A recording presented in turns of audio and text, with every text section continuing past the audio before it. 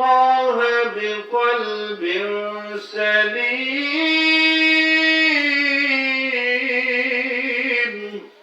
সেদিন আইয়াউমাল কিয়ামা কিয়ামতের দিন তোমাদের সহায় সম্পত্তি তোমাদের ছেলে মেয়েগুলা কোনো কিছু কাজে আসবে না কিন্তু কি কাজে আসবে একমাত্র তোমাদের পবিত্র আত্মা যে ব্যক্তি দুনিয়াতে তার আত্মাটাকে পরিষ্কার কইরা রূহুল খুরাক নেক আমল কইরা আল্লাহ পাকের হুকুম পাঁচ ওয়াক্ত নামাজ রমজান শরীফের রোজা হজ যাকাত এরকম ভাবে বন্দেগী গুলা কইরা যে ব্যক্তি যাইতে পারবে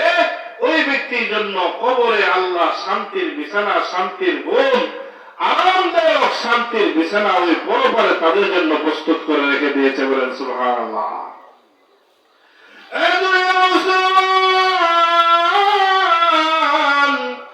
এই জন্য সাহাবায়ে কেরাম ওই সাহাবায়ে কেরাম আল্লাহর পয়গম্বর বিশ্বনবী রাহমাতুল লিল আলামিনের দরবারে সুহবতে থাকিয়া ওই সাহাবায়ে কেরাম কিভাবে দামি হয়ে গেল। সিদ্দিক আকবর রাদিয়াল্লাহু তাআলা আনহু চিন্তা করে দেখুন সিদ্দিক আকবর কিন্তু জন্মসূত্র মুসলমান ছিল না।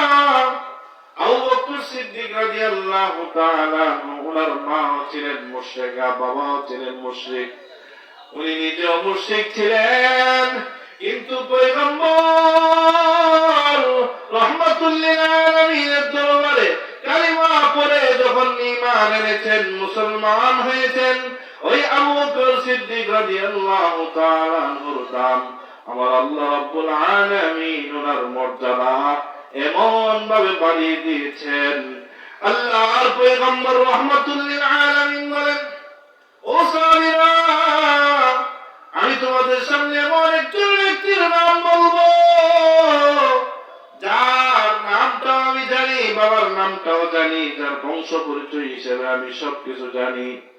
ওই ব্যক্তিটা এত দাম আর জান্নাতের 8টা দরজা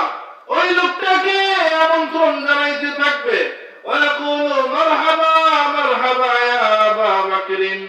জান্নাতের 8টা দরজা যাকে স্বাগত জানাইতে থাকবে।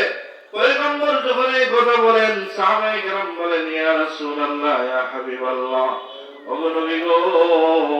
ওই ব্যক্তিটাকে